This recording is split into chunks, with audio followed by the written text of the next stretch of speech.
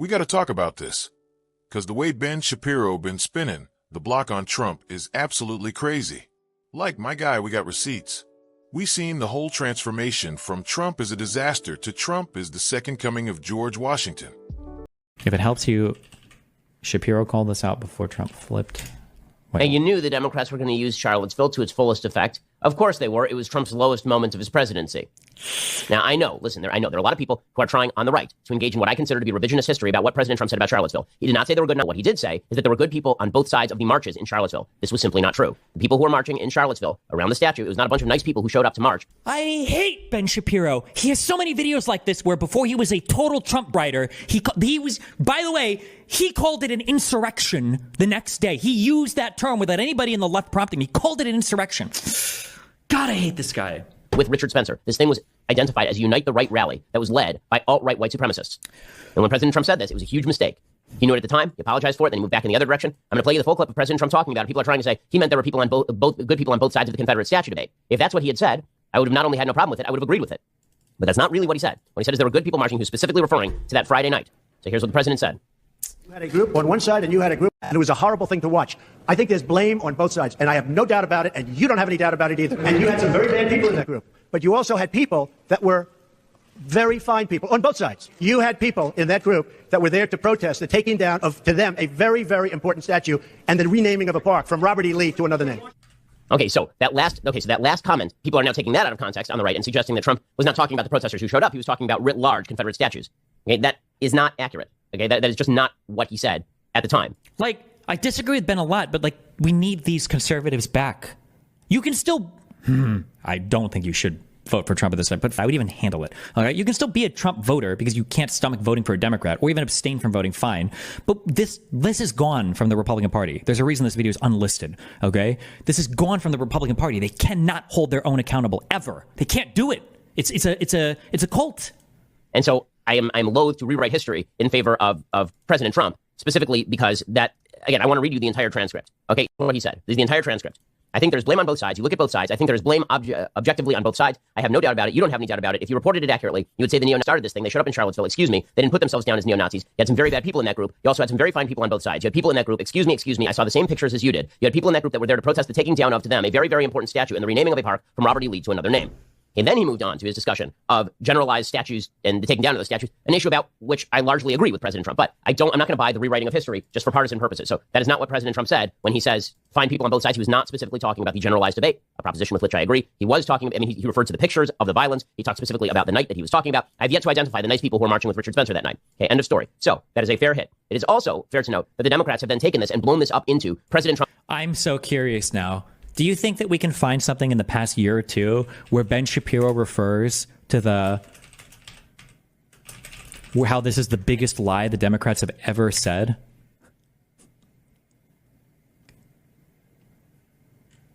President Trump has just been named the Time Person of the Year again. This would be his second time as Time Person of the Year, which, of course, perfectly deserved. I'm not sure who else it would be. Apparently, the other people who are on the list were Vice President Kamala Harris, who are going to win, obviously. Israeli Prime Minister Benjamin Netanyahu. Again, there's a case to be made, but when you're elected President of the United States for a second time after losing an election, that's pretty damn historic. And the entire world shapes itself to your priorities. Pretty amazing. Elon Musk was named a possibility, and Kate Middleton. Big win for President Trump here. I'm sure that will be framed. He called it a great honor back in 2016 and deemed the Time magazine a great magazine at the time.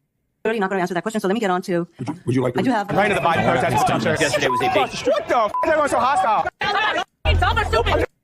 I'm here for my favorite president, Biden 2020. Fuck, I don't have time to dig through this. It appears that there is that about Trump. Okay. Wait. Oh. Thank you. I knew he said this because this is the number one meme that conservatives think. When P.F. Young said, this is what changed my mind, it's because conservatives told him that it was supposed to change his mind. It's not that people dispassionately viewed all the evidence, and it was because he was told, also probably by other quote-unquote centrists, like people like Joe Rogan. Okay? That's what happened. I'm right into the Biden protest with the Trump shirt. Get your ass across. Because we have this. And you knew the Democrats were going to use Charlottesville to its fullest effect. Of course they were. It was Trump's lowest moment of his presidency. And then we have his tweet. Now, I know, there are a lot a few months ago, who are trying on the right. Of course he jumped on board with this. Find people on both sides? Lie. Stand back and stand by? Lie. Bloodbath? Lie. We're the ABC moderators fact-checking, or other heads too far up Kamala Harris's S-speak at this point. Every single time. Every time you get him on this. Every time. To engage in what I... That stand back and stand by thing is crazy. That is a crazy statement that Trump... I cannot believe he was so arrogant that he thought he could get away. Well, he did get away with it. I'm sorry. What am I? Well, no, I guess he didn't. And the funniest part? Shapiro was the first one calling out Trump when he fumbled the Charlottesville situation. But now, now it's all praises like Trump the king of the promised land. So let's take it back real quick. We talk in 2017, Charlottesville happened, white nationalists out there wielding, and Trump got up there on TV talking about very fine people on both sides. Ben Shapiro, yes, the Ben Shapiro, came out and was like, yo, this is bad. This is revisionist history. Ain't no fine people in a crowd marching next to Richard Spencer. He was on that type of timing. Matter of fact, my man even called January 6th an insurrection before the left even made it their whole talking point. But fast forward a couple years, and now Ben got a whole different energy. Now he out here acting like Trump the chosen one, the man sent from above, the only leader who can save America. Bruh, what happened? How you go from breaking down why Trump was wrong about Charlottesville to now acting like the man walk on water? Nah, we gotta talk about it. This the problem with a lot of these political commentators. They don't stand on business. They just go where the audience go. Back in the day, Ben had no problem calling out Trump because, at the time, conservative media still had space for people who would critique him. But now, the second you say anything bad about Trump, they throw you in the rhino pile, and Shapiro ain't trying to lose them Daily Wire subscribers. So what'd he do? Flip the whole script. Like, bruh, we got the clips. Ain't no context you can add now to undo what you said back then. You was out here breaking down how Trump fumbled, and now you out here talking about Trump is a great leader. Where was all this energy when you was roasting him? Oh, I know what happened. The MAGA crowd took over the whole conservative movement, and now you got a tap dance to keep your spot at the table. And see, that's what Destiny be trying to tell folks about these conservative influencers. They not real with it. They don't actually believe half the stuff they say. They just follow wherever the money and the audience go. If being anti-Trump was profitable, Ben would still be the loudest voice against him. But now that the Republican Party is basically a Trump fan club, my guy went from fact-checking Trump to writing him love letters. Like, imagine if Destiny did this. Imagine if Destiny woke up one day and was like, actually, you know what? I think Fresh and Fit got some great points. Bro, people would lose their minds. But in conservative media, nah, you can do a whole 180, rewrite history, and nobody gonna check you. And it's not just Ben. This the whole conservative movement now. These people used to have at least a little bit of intellectual honesty. You had conservatives who would call Trump out on his nonsense. Now, you say one bad thing about Trump, and they act like you committed treason. You either all in on the Trump train, or you get left behind. And Ben, he ain't trying to get left. Matter of fact, let's talk about the art of the political flip-flop real quick. Cause this ain't just a Ben Shapiro thing. This a whole movement-wide issue. See, in politics, the moment you get a taste of influence, you start to realize that keeping your audience happy is more important than sticking to your principles. If that means throwing your old opinions in the trash, so be it.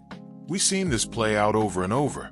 Remember when Lindsey Graham was saying Trump was unfit for office? Now he acting like Trump the best thing since sliced bread. Remember when Ted Cruz called Trump a pathological liar and even implied he had something to do with JFK's assassination? Now he out here phone banking for Trump like he working overtime at a call center. It's all about staying in the good graces of the base.